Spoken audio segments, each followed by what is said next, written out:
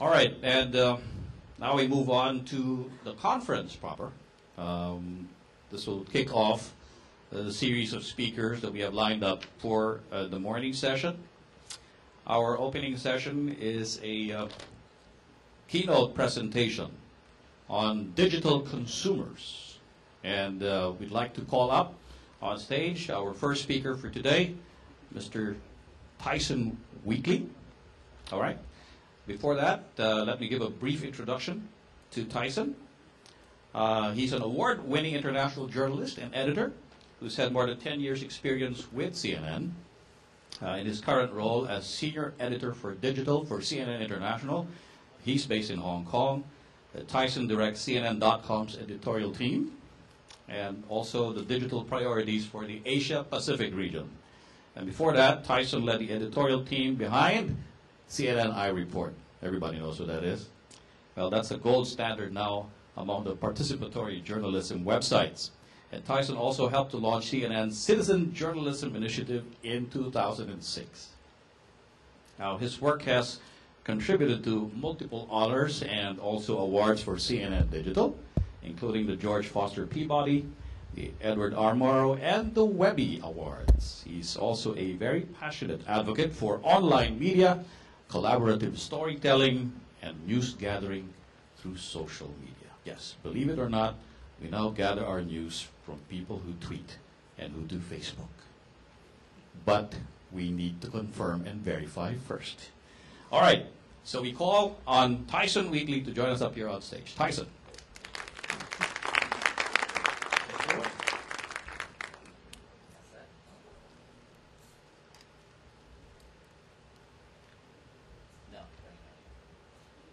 Hi.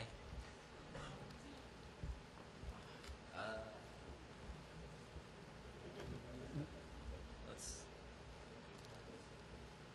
Oh no. Sorry, hang on 1 second. That's probably really big, right? Is that better? That's better. Okay. I should stand closer to the mic. Well, okay. Thank you for that great introduction and the warm welcome. This is my first time in Manila, actually, and I've only been here for, I guess, just under 24 hours. But I have to say, I have been immediately struck by how warm and friendly and inviting the people that I've met here in this city have been so far. So thank you for that. I feel very welcome being here.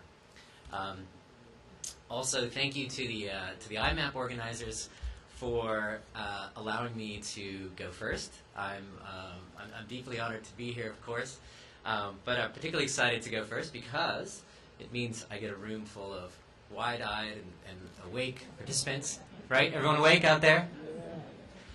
I can almost see you in the back, and also it's good for me to go first because I don't feel like I have to give you guys a bunch of answers.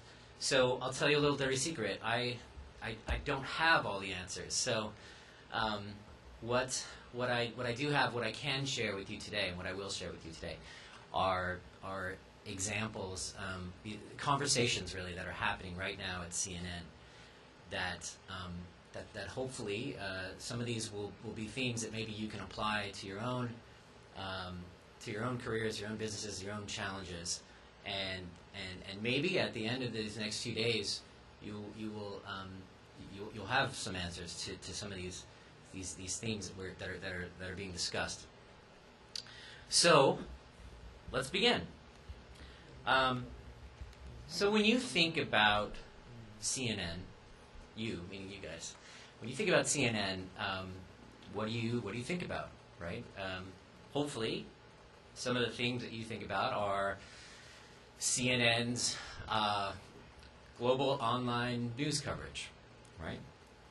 And you maybe are thinking about the award-winning journalists that will travel to different parts of the world to cover major news events and life-changing events.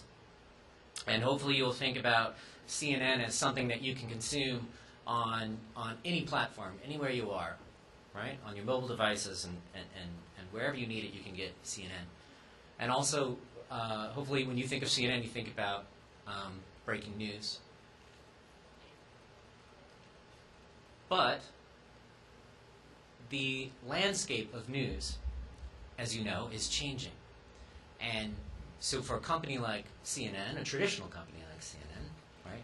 I guess we can say that now. We're 30 years old. What does that mean in this new landscape when anybody can break news, right? Anybody with a cell phone can break news. And what does it mean in this new landscape when everybody feels like they are a publisher, right? So CNN is a publishing platform, but what does it mean when everyone feels that they are a publishing platform? Because they are.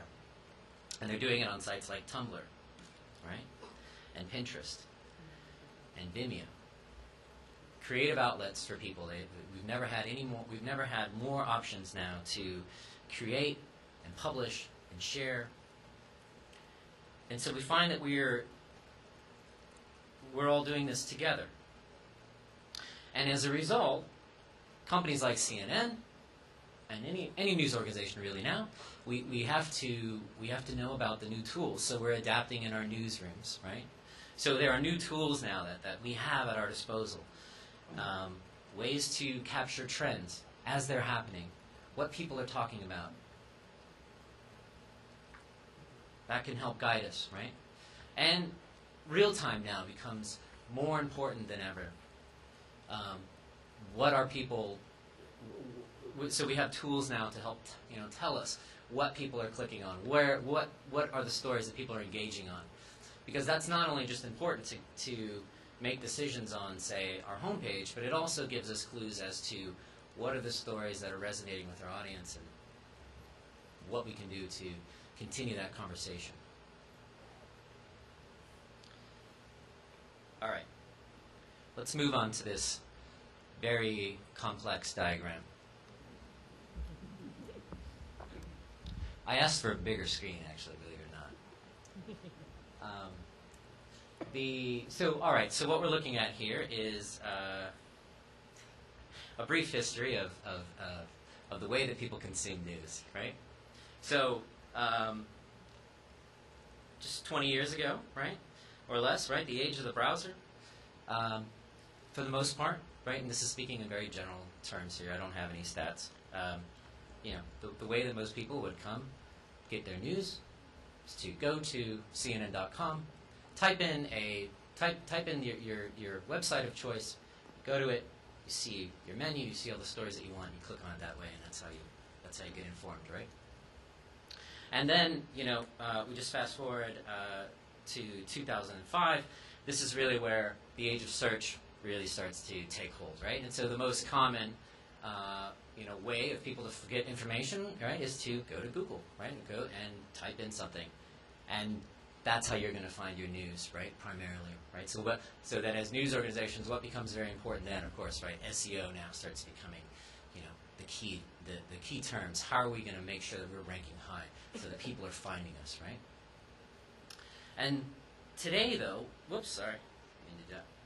today, of course, we find that we're living in an entirely new age, right? Where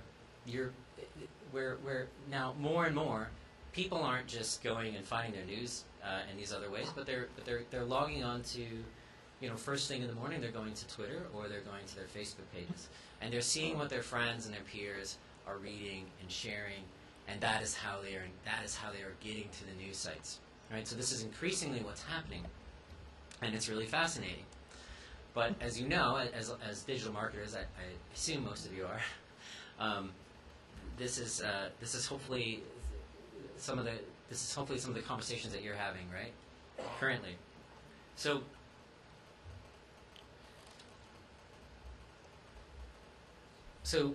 you may already know this, but CNN is actually very, very active on social, right? So for instance, we have we have several really big Twitter accounts, but our biggest Twitter account has more than 8 million followers, right? CNN BRK. Okay, and we have a Facebook.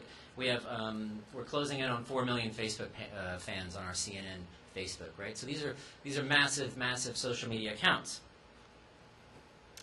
But CNN, believe it or not, is not always engaging as the competition. This was a study that was done back in earlier this year in January, and you can see here that CNN actually ranks behind a lot of our competitors in terms of Twitter mentions, @replies, and also we're trailing a little bit behind on, say, Facebook shares, right? So we have these massive accounts, but we know that we could be doing a lot better. And this is really kind of interesting, right? Because as it stands right now in CNN Digital, social media is still only accounting for a tiny fraction of our traffic. So what's amazing is that almost 80%, about 80% of people that are visiting our websites now are still coming to us either by bookmarking or typing in CNN.com. So I'll just quickly, let me go back to this, the very complex diagram, right? People are still coming to CNN in that original age of the browser, right? 80% of our traffic, this way people are coming to us, which is fantastic. We're one of the few that we have. We feel very fortunate that we have a brand that people trust and they want to go to. They'll go to CNN to get their information. That's really wonderful. But if we look at that chart and the way that the trends are moving, okay, and if we look at this number here, where just last month, just 4% of the traffic came in through social refer. We, for me at least, and I think for many of my colleagues, we see a clear picture that the way that the future is where that's the way that the future of CNN needs to become, right? We can't just, we won't always be able to rely on people just coming to our site that way. So that's a huge challenge for us, but it's also now this enormous opportunity. So the topic of my presentation was the digital consumer. So I've been asking myself that question: what is the digital consumer? So this is my opinion of what the digital consumer is now, right? Someone from an editorial perspective at CNN. Right? So the digital consumer today not only wants to be informed, but they expect to participate in the media that they consume, either by sharing or commenting or doing something, right? But this is now the expectation. We know this. They want to know how it connects them to others. And they want it wherever they are. Right? These are the realities of the way that people are consuming news now and interacting with it. So the conversations that we're having at CNN right now are these. How do we learn to listen to our audience and not just tell them the news, right? We do a lot of broadcasting. This just happened. This is happening now. We're sending it out. And what we're trying to do is learn how to listen back with how our audience is engaging with it. It's very important to us. We want to learn how to make stories that are actually active conversations happening in real time. We want to have those conversations with our audience. And we want to have them wherever they are, whether it's happening on CNN or if it's happening somewhere else. We want to be able to go to that platform. And I'm going to show some examples here in just a second. And then we want to reflect those conversations back into our coverage. There's a key word that we're talking around in our newsrooms a lot. We call it closing the loop, right? Closing the loop just means that when we ask for something from our audience and they do it, how do they know? How do we close that loop? How do we give that person the recognition, give that recognition back to our audience? There's many, many ways we can do it, and let's look at some. All right, so these are what I'm sharing with you today are just some recent examples. This is really a really easy one, right? So I used it because it's a colleague of mine, and she's a friend at work. She has Crohn's disease, and she wrote an article about going through this experience. She wrote a very sort of very emotional, passionate piece on CNN.com about living with this disease. Very informative. And it was it started a really interesting conversation on the comments section of that actual story. So we took it to our Facebook page, And we said, you know what, we're going to have Debbie come in, and she's going to have a live conversation with you. And I think the reason I wanted to bring up this example, I think the reason that this was a success was not so much in terms of like overall traffic and engagement. I think there was maybe about 400 people or so involved, right? So relatively small group of people. But it was a story that people really cared about, and they had this deep connection. They had a real connection with the author, and I think it was, you know, it was a niche subject, and so it was a way to really manage the conversation. So one of the challenges we have all the time at CNN is how do we manage the community, right? We turn people loose on the comments, and they can go anywhere. And how do you not only capture that information and make it useful, but also how do you reward good behavior? How do you steer the conversation to something that's meaningful, right? See, I told you I wasn't going to get answers. These are just more questions, right? But they're good questions, I think, hopefully. This is another recent example. So last month, of course, you heard about the horrible tragedy at the Colorado movie theater, where at the Dark Night, where some gunmen came in and there was a shooting massacre. This was obviously a very big story, and CNN, of course, was covering it in the traditional sense. But CNN also has the Belief blog, which is I'm not sure if you've heard of it or seen it before. It's really good. You should check it out. And it deals with, as you might imagine, religion and belief and the religious themes as they apply to events that are happening in the news, right? And it is always a fascinating conversation starter. I wanted to bring up this example because what they noticed in some of the comments in the story, in our initial story about this shooting that had happened, that they noticed that a lot of people in the comments were saying, "Where was God? Where was God in this event?"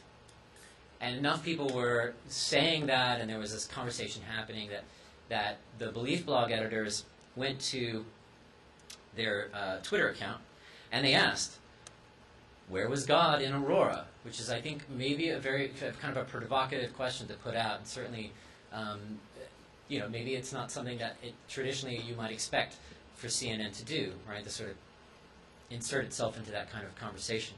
But the response was fantastic. We had more than 10,000 @replies on the Belief blog Twitter account, and they took those and They paired them into different themes, and they invited a pastor to come and comment on 7 of the most common answers that people gave, and sort of looked at all of them. And so I bring up this example because it was a way that our audience actually created a new piece.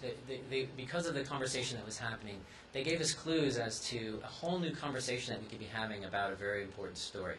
That story did really well. Sorry, I skipped ahead again. I'm doing it a lot. Something like 3 million page views on the story about what our users thought were the reasons, what were their answers to that question, where was God in Aurora?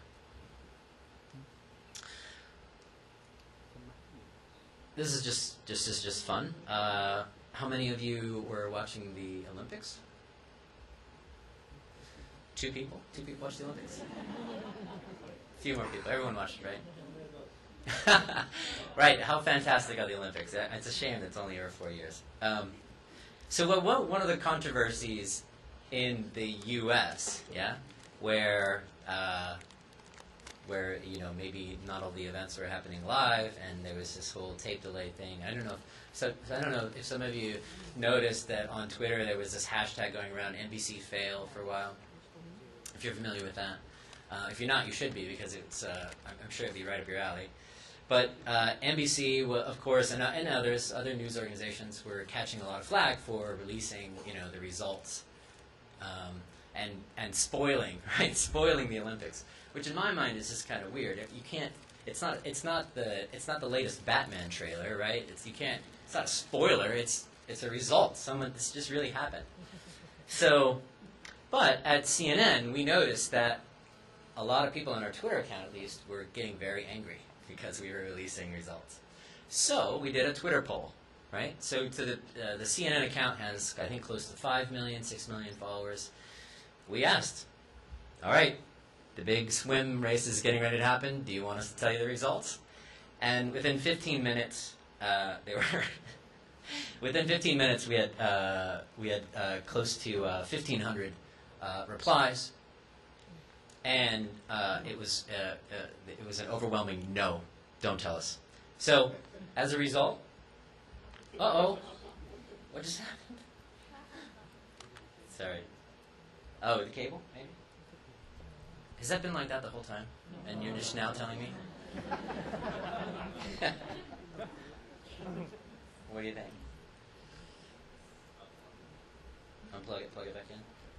Sorry, minor delay. Awesome. Boo.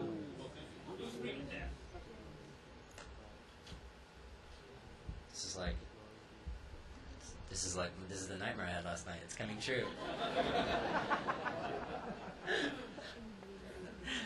I thought it was the spicy dinner we had last night, but no. Okay, we can continue now. So I'm sorry. I don't know if you. So the original question, right? Do you want us to tell us?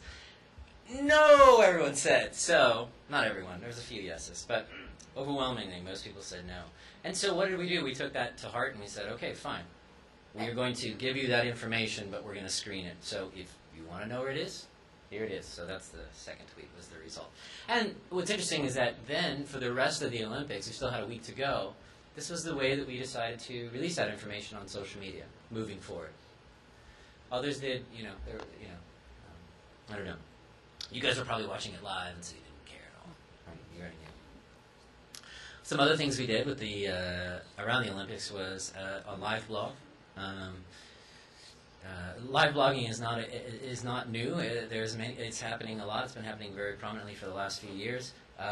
For us, I wanted to share this example. We used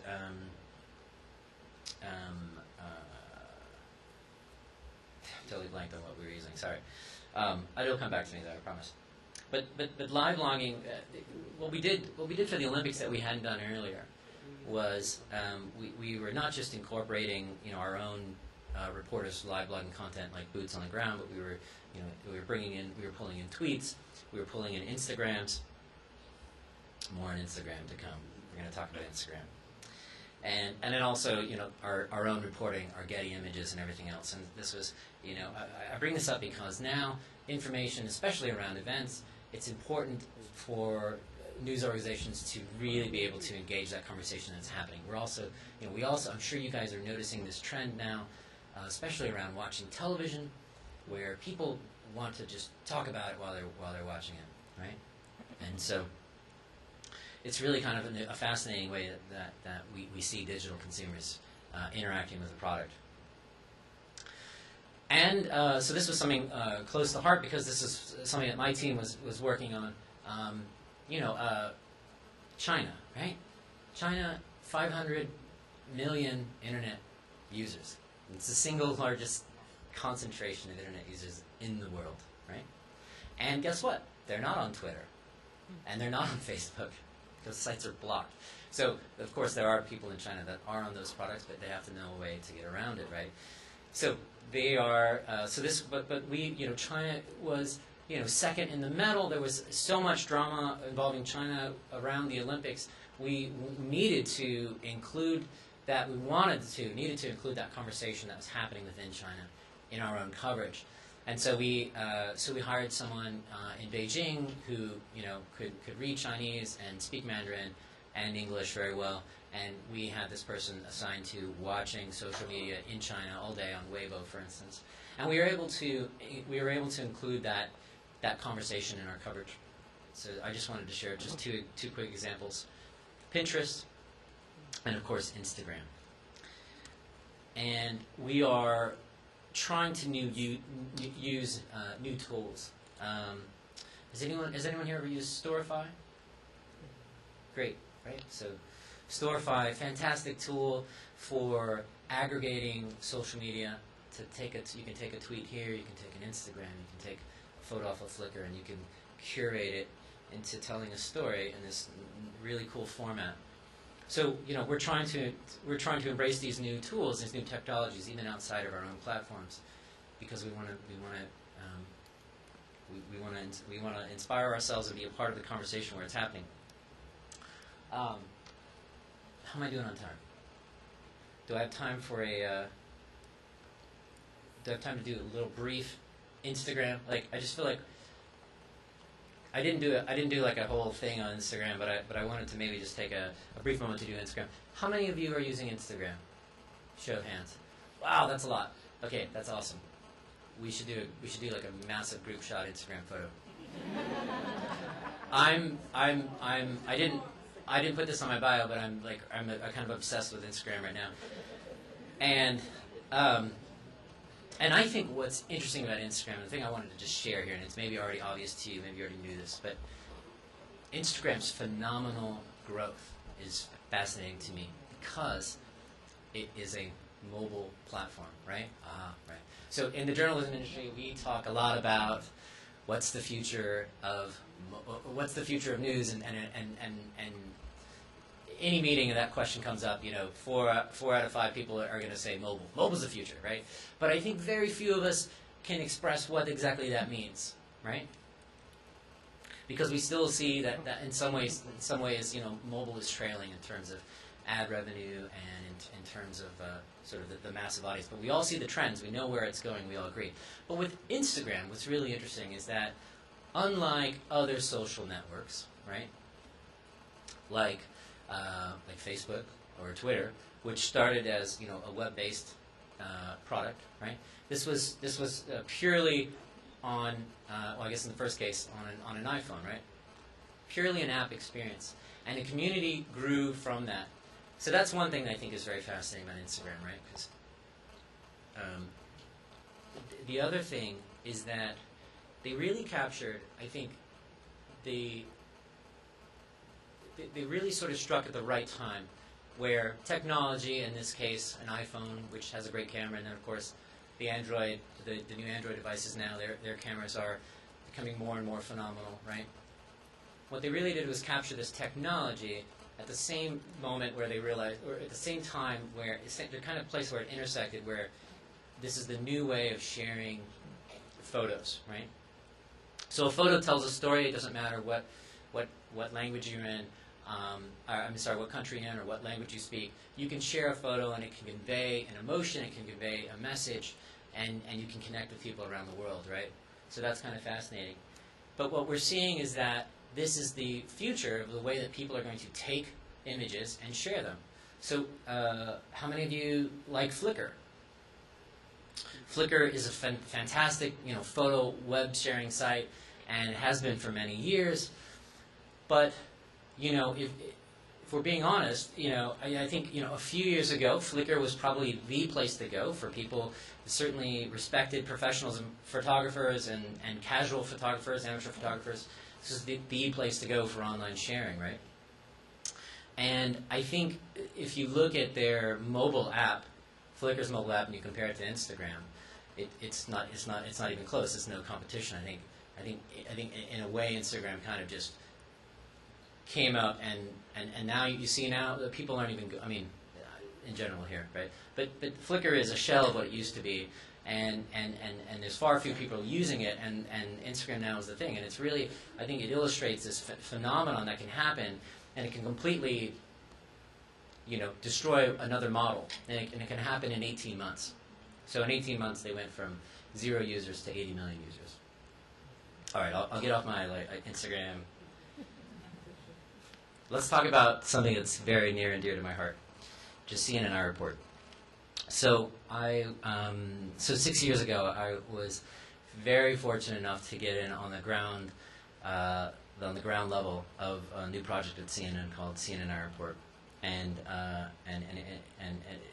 it totally changed my career and ended up bringing me to Asia, and so it's been fantastic. But I wanted to bring it up because I think for CNN at least, all these sort of themes that I've been talking about, in terms of what we've done, I think CNN Report is probably the best example of how we're able to really interact and collaborate with our audience. So I wanted to show some brief examples.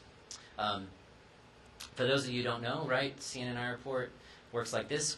Or does everyone know? You said everyone knows. But, we invite our audience every day to share the news or still the stories as they experience them, as they're happening in their life. And we get so we have over 1 million now registered iReport users. We've received an iReport from every country in the world. The last one, does anyone know the last country? It was in Asia Pacific. It was Nauru. It's a very tiny country. And we get about 500 to 800 iReports a day, and about 8% of those go through the vetting process, and they're actually incorporated back into CNN storytelling. I was really excited when I knew that I was coming to Manila and I was going to be able to talk about iReport, because in Manila, actually, we have a very, very strong iReport community. And sadly, the example that I'm using is one that's wasn't that great. I know you guys just went through some really bad flooding here, but it's the most recent example, and I think it's appropriate, right? So these are photos of images that just happened a few weeks ago, right here in this very city, from CNN iReporters in Manila, and here's another one. So really, really fantastic photography in this case, really helped sort of tell the story. But that's not the only example, right? I wanted to share this as well. We've had great success in reaching out, particularly in this country, with asking people to participate and share stories. So we feel really, really, really fantastic about it here in the Philippines. And I wanted to share this photo. These are real iReporters. And this photo was taken a year ago, exactly a year ago, actually.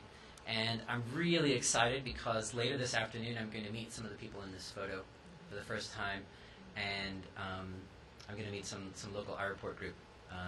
So it's fantastic. I mean, when I look at this, I think, wow, this is amazing, right? We have people that can associate with our brand in this kind of way, and they feel really passionate about it, passionate enough to put on a T-shirt and pose and with their cameras, and it's amazing. I'm really excited to meet them today. So. And then I think I just want to share one more example with iReport. And this is one of my favorites. It's from a few years ago.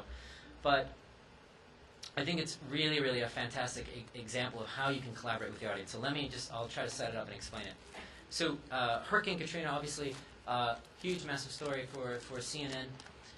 When Hurricane Katrina caused the massive flooding in New Orleans, we meaning CNN, as you can imagine, sent literally hundreds of reporters and producers into New Orleans, right?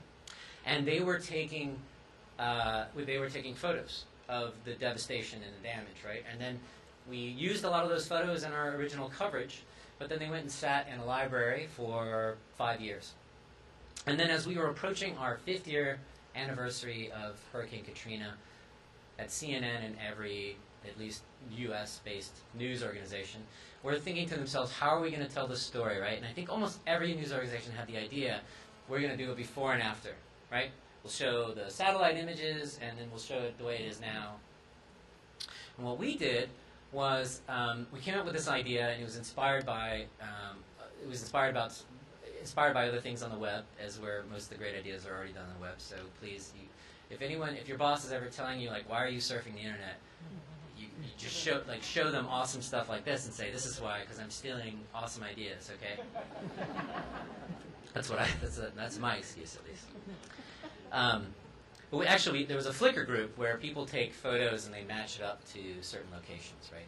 That was what inspired us. So the idea was this. We made available to our audience about 500 images that CNNers had taken 5 years ago in New Orleans during the Katrina disaster. And not just New Orleans, but also Biloxi and parts along the coast where there was massive devastation. We didn't know, and then we basically said, okay, here are these images. Help us find this same exact location today, and then print off. We gave them the ability to print off the image download it, print it off the image, and then try to match it up. We weren't sure if it would work, and to be honest, we weren't actually sure where all the locations were. We didn't have that sort of metadata on some of these images. About 100 images, we weren't really sure where it was. It was like, we think this is like Biloxi, but it's just a pile of rubble. It's really hard. We tried to pick images where there was some kind of landmark so that people could figure it out. But the most amazing thing happened. Our audience embraced this idea, and they went and took these old photos. So I know I said I didn't want the clicker, but the image that the hand is holding is an image that was taken by CNN, and then of course it's transposed on an image that is right. So you can imagine what's happening here. I'm holding the picture. I don't know. And then we put it on a map, and then we asked the person to sort of share this experience. Why was this meaningful to us? Sorry, thank you. I don't know. For me, this is maybe one of the most favorite projects that I've worked on at CNN. Here's another example, just so you can get an idea of what we're talking about. I think for us, this was a way to really sort of bring home this idea of before and after in a sort of unique way that involves. So CNN is giving something. We're giving this information, and then we're asking our audience to help fill in another part of the puzzle. So when you do that, it's a huge ask, right? So it's got to be a meaningful story. It's got to be something that's going to resonate with people. And in this case, it really was. It's about people's own communities, and so they're very passionate about that. But also, I think it worked because they trusted us enough that they knew that this was going to be a payoff, that they knew that somehow they were going to be rewarded. And so when I say, coming back to this idea of closing the loop, this is what I'm talking about. We have to make sure that we acknowledge. So in this case, acknowledging the iReporter and making them a part of the story and making them a part of the coverage. So anyways, that's that example. So just a couple of final takeaways, right? So forget everything I've said and then just write these 3 things down. I'm just kidding. I'm kidding. Don't do that. I just added this actually, but they were just some final takeaways, right? I think in everything you do, you should be transparent because that helps you build trust with your audience. I think you have to learn to listen to your audience, and you can do that by putting the community first, really being devoted to building a community. And then I think this is just for me and the people that I manage is we're constantly saying this. We need to learn how to turn trends into meaningful conversations. All right. Thank you. I think that's it. Instagram photo. Yeah. Okay.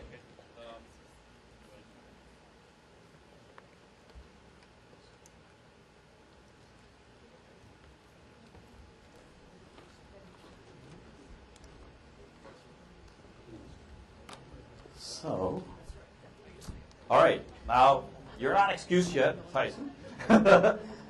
So I'll make you choose. We give you rock, paper, scissors. Which color do you like? No, I'm just kidding. Okay. Red chair for you. Microphone. All right.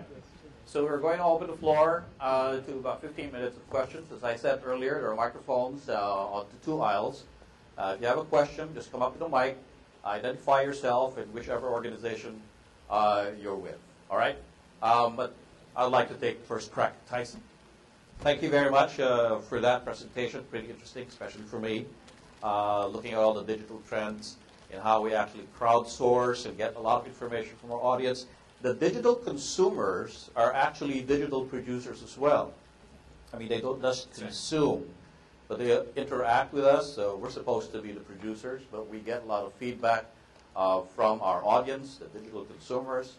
And we actually get a lot of new information from them, which, as you said, we still have to go through the process of vetting it, verifying it before we actually put it out on traditional media, on the air, or on social media. Just how far do you go in interacting with your audience and making them part of the story? Remember that Jon Stewart episode where he says, "What? People on Twitter are actually part of the news now?" So there's some level of incredulity that people who actually tweet become part of the story. And is that necessarily what we have to live with now? Well, I mean, I don't know. There's like a million ways this conversation could go, right? It's just. So let me even use this example. Yes, this is part of the new reality. It's happening, and so yes, this is the part of how we gather news now. Twitter. So I mean, look at so back to the Olympics, right? It's fascinating how many and I guess athletes were participating in Twitter and sharing information and so Yes, athletes who get disqualified for their tweets. so like just in the last Olympics, or even and then the last couple Olympics, what the traditional way, of course, you would have to as a reporter, you'd have to go and to a press conference, or you'd have to wrangle the athlete and ask them, and now they're voluntarily giving this information out in real time, and yeah, some of it is totally not interesting, and I think we as journalists, I'm guilty of this myself. We tend to get so wrapped up in Twitter that we sort of forget that that it's a lot of journalists on Twitter using it, and a lot marketing folks, and then and it doesn't include everybody. Certainly doesn't include everybody. But yeah, it's people just so I use that example of the plane landing in the Hudson, right? Mm. So that's a very, very famous image now, and it was taken on TwitPic. Okay, so what was that? Was that just 5 years ago? Yeah. I think it was just 5 years ago. Right, so just 5 years ago, no one was talking about Twitter as a news gathering tool. But when that image happened, I guarantee you that conversation started happening, and now no one denies that Twitter is a news gathering tool, right? In fact, when news breaks, that's the first place that people go, right? Mm-hmm. And just how much control or just how much influence should you impart or bestow on your audience as a digital consumer? Because you mentioned the idea of taking a poll as to whether they want the swim results to be released even before they could see the delayed telecast. Just how much influence should you give them as to how you run a story for a news organization? That's a really good question. I don't know. This is a question that we have and how we manage our homepage a lot, right? Because traditionally now you would rely on editors to decide what is the top story and what is the second highest story. I mean, this is not just for websites. This is how newspapers have been running for hundreds of years, right? So the role of editor, and then now we have these new tools though to tell us what is happening, what the conversation is happening outside of your own organization, right? So if you see something trending on Twitter and it's bubbling up, but you're not reporting on it, well, I don't know. That's one sign that, hey, maybe we should get a story on this. Like, let's find out what people are talking about. But then how do you take that and say, okay, well, is that more important than what's happening in Syria right now, right? So, I mean, these are fascinating conversations that don't really have a whole lot of answers. My feeling is we should absolutely. There's no question that we should put a lot of emphasis on what our audience is telling us, certainly, and what's happening outside on other platforms. It's just I don't think you can underemphasize it. Very important. Because in my own experience, and I don't know about everybody else out there, there are people who interact with us either on Twitter or on Facebook, and they say, why did you even mention that in your reporting? Or why did you even show those pictures? You shouldn't even do that. And they're telling you the do's and don'ts of your job as a professional journalist. I mean, how much influence should they have on you when your audience, or maybe a sizable chunk that are active on social media, are telling you you shouldn't have done that? That's interesting. Well, no, I think you have to trust your own instincts as much as possible. You have to trust your own, your journalistic integrity and follow that. That's your guide, I mean, ultimately, our guide at CNN is telling the truth, and at the heart of it is reporting, and we are told all the time, that we have real stats that tell us that maybe people are not engaging with actually this just happened this week. We noticed that for Syria, I'll go back to that example. In Syria, right, you could argue that there's no bigger story right now in the world that's happening right now in Syria, right?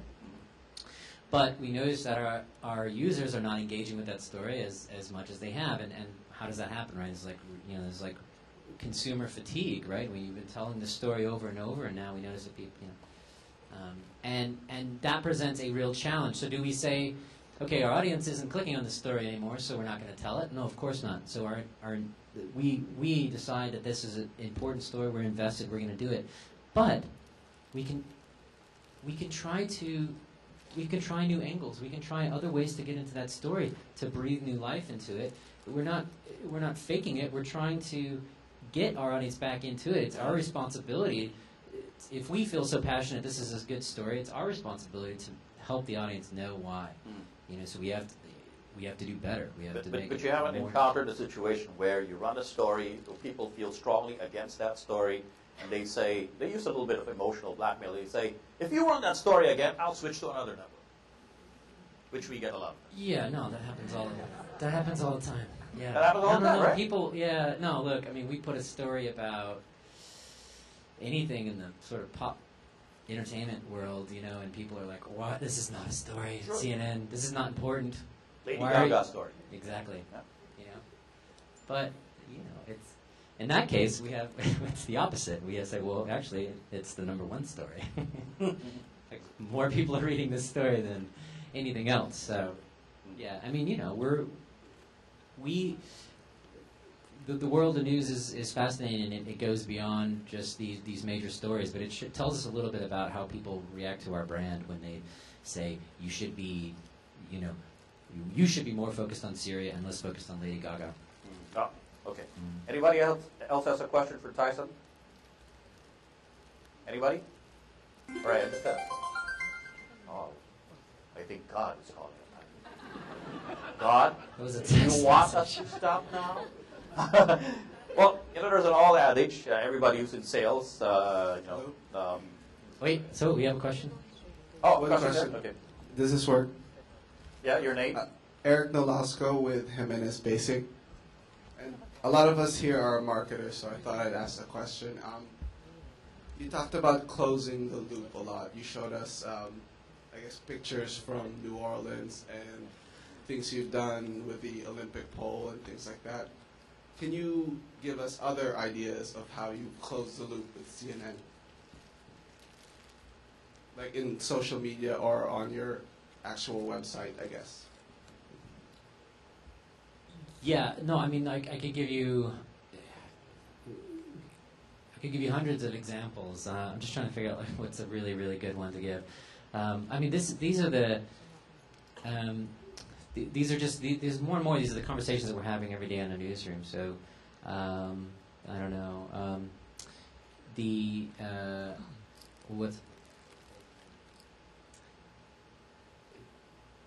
I'll go back to the airport example, because when we vet. We noticed that when we first started Airport, and we would vet the content, and then we would decide, yeah, this is good enough to be on our air, and then we would show it on the air. There was not a good mechanism for telling our reporter that your photo was used on the air, and they would ask on the phone, "Oh, are you going to use this?" And the truth is, we didn't know for sure. It's like, well, we might use it. It's not actually like our decision. We have to give it to some TV producer, and maybe we can convince the TV producer to use it, but then there might be breaking news, and so they're doing a different story. There's no way of knowing. But then we would see it be used, and then there was that disconnect between the audience. Now, new tools, certainly on Facebook, there's new ways now. You can just go to that person and leave a comment and say, "Hey, we used it," and do a link and say, I think closing loop in that way is very important. On a very individual basis now. Reaching out one-on-one to someone is important. I read an article recently that United, their Twitter account, they replied to each and every person that asked a sort of, don't quote me on this, but it was something like a legitimate question, right? Not just like a rant, like United, you suck, your food is awful, but and I'm not saying that they do. I'm not saying their food sucks. But I thought that was interesting that they have someone now invested to actually replying to each and every person. We're not there yet at CNN. We're not even close. We have, if anything, we're having we're playing like lion tamer every day now, trying to like corral this massive conversation. But we've also started now every day. We're publishing back on the site, the best comments or the maybe the most meaningful discussions that we noticed within our own site. I think that's another example of how we're trying to do it. Okay, yeah, I'm just sort of trying to pick your brain here. Do you have any other out-of-the-box examples of how you close the loop with, people you've engaged with? No, not off the top of my head. But I'll be hanging around for a few hours, and so if you want to come up, I'll probably think of one as soon as I sit down. All right, thank you. Thank you, Eric. Well, I have a question. You're talking about Instagram, right? Now, what if, say... Was I talking about Instagram? I think you mentioned a couple of times, yeah. So you talk about Instagram, and people post pictures on Instagram. Reporters post pictures on Instagram. Yeah. Anderson just joined. Yeah. Last week. And when reporters post pictures on Instagram, is that now out there for everybody else to use? Maybe, say, another network. Oh, wow. Yeah, that's an interesting conversation. Well, no. It is, yeah, technically. Because then that would public, make the other networks the digital consumer, right? Yeah, well, look, so you said a couple things that are real key here. First of all, I think we should all be digital consumers, right? We should be... How many people in your organization are social media experts? We, at CNN, we have 1 million. We have 1 million social media experts. Everyone's got that in their title now. I'm just kidding. But, I'm not kidding. Like, a lot of people, this is now the new thing that everyone considers. But, at CNN, it's not just... We can't just be... it's not good enough just to be writing the stories and then thinking of a good headline and figuring out where to put it on the site. We have to be thinking. We have to be engaged, and the best way to be engaged is to be a consumer yourself, to use it and act. So we're very supportive of people actively trying new things and using. So that's important. But to your original question, someone posts something to Instagram and now it's it's very public, or unless you make it private, of course, you can do that on your account. Okay. But one of the fascinating conversations we're having right now is around filters, right? So you post to Instagram and then you put this crazy filter on it, and it's a nice photo. It looks really cool. A lot of people are going to like it, but is that real? It's a version of reality, right?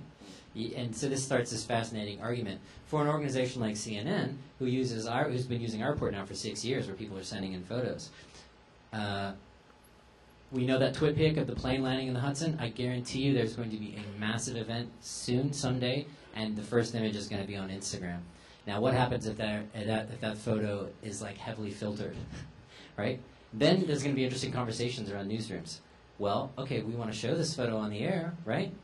There's no more important photo in the universe right now than this thing, because it's the only one. But it's got the Amaru filter on it. So we're starting to have these conversations. And I think the answer is you have to be really transparent.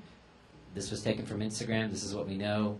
There's a filter on it. Yeah. Just so you know. But you won't be averse to Sky's really orange. Having somebody from Al Jazeera, for example, post a picture on Instagram, and CNN won't be averse to picking that photo from Instagram.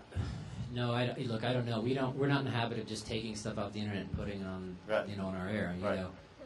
There's a whole process there involved, but look, there's the whole fair use, which you might be already familiar with, but whenever we can, our priority is to get in touch with the person that actually took that image, that owns it, and then have a conversation there. Not just to get approval to show it, but we want to also we want to news gather, right? We want to know what's the story behind it. So it's like digital plagiarism in a way, right? I do not support digital plagiarism. Yeah, plagiarism. It's like a buzzword nowadays. Another question. Good morning. Arlene from ABS-CBNnews.com. I would just like to ask if CNN has a policy, or if there are any rules governing giving tokens to your reporters. Tokens like gifts. Yeah. Yeah, actually, I brought some gifts for the reporters I'm going to meet this afternoon.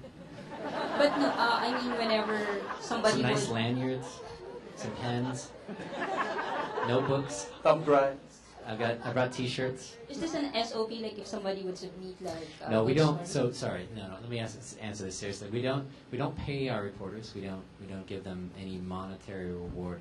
There have been rare exceptions where an reporter has shared something that is exclusive, and CNN has procured the exclusive rights to it.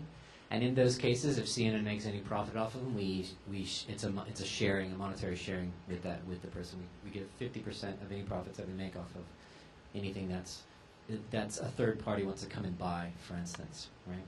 But those are rare examples where someone has like a very, very exclusive image or something like that. No, which is why it's so important to close the loop, right? It's why it's important not just to ask people to, send me this, send me this, send me this. I mean, what are you going to do with it? You have to do something meaningful with it. And and we don't always do it right. Sometimes we ask for, images of something, and people are just like, no, I'm not going to do it. It's not exciting. But then we get one, and there's thousands of submissions. But then the new challenge is, well, we can't use them all. So which ones are we going to use? And then, But I think what we found is that if we take something that's been given to us through our report by our submitters, and we do something meaningful with it, we publish a story off of that, or we do, and then we always try to email back everyone that submitted and says, okay, here's what we did with it. So we asked for something, we promised to do something, and now here's the result. That's critical to it, because we know that it's like people aren't just going to voluntarily, so I guess some people will, but we want it to be an actual rewarding experience. Yeah. So what? Thumb drives and bonnets. Okay. Any more questions? Any more questions? Because we're already sounding the... Any more rambling answers I can give you? Hi, I'm Sean, General of Agatep Associates. I was just curious because you mentioned a while ago that everybody makes news now. And there's this one quote I remember from Brian Solis. He's a thought leader in social media, and he said that the news, you don't find the news finds you. And one classic example is in Facebook, where when Steve Jobs died, my wall in the morning was flooded with R.I.P. Steve Jobs, rest in peace Steve Jobs, etc., etc. So I was wondering, in an age now where everybody's a producer of news, what's the journalist's role now? Back then, prior to social media, you guys were the gatekeepers of news. If you didn't talk about it, we would never know. So, 10 years from now, how relevant will be CNN, Mashable, or these other news organizations if we have the power now to receive news before it even goes on TV? Mm-hmm. Well, look, I think the traditional role hasn't actually changed all that much. Yeah, that we are still. When you say gatekeepers, so maybe we're not the gatekeepers anymore, right? Yeah. The gate's been smashed wide open, but the role is still one of editorial judgment and curation. And at CNN, we also need to provide context, contextual. We need to provide historical context. We need to provide our audience, hopefully, with the knowledge that we have from our trained journalists. We're in the business of telling stories, and the way that information is being shared, it's now there's never been a more exciting time to be a journalist than there is now, I would argue. And just the fact that there's more information, doesn't mean that our role is no longer important. It just means that the way that it's shared has changed, but it's really a good thing, I think. Thank you. Thank you. Just to add to that, Tyson, I mean, just recently, because we were closely following the search and retrieval operation, search and rescue first, and then search and retrieval for Secretary Jesse Robredo, the cabinet secretary who died in that plane crash. A premature tweet or message posted on some social media website saying that his body had been recovered, but that was, of course, not confirmed, and everybody sort of like believed that it was true and retweeted it. A lot of social or digital consumers themselves are actually taking it as their own responsibility to become editors. But they're actually reminding other people out there on social media to be more responsible with what they retweet or post, because they're not sure whether that information is correct. So there are a lot of people out there, the digital consumers, that themselves are reminding other people to be more responsible, which I think is good. Yeah, I agree. It's fascinating. Any other questions? Oh, one more.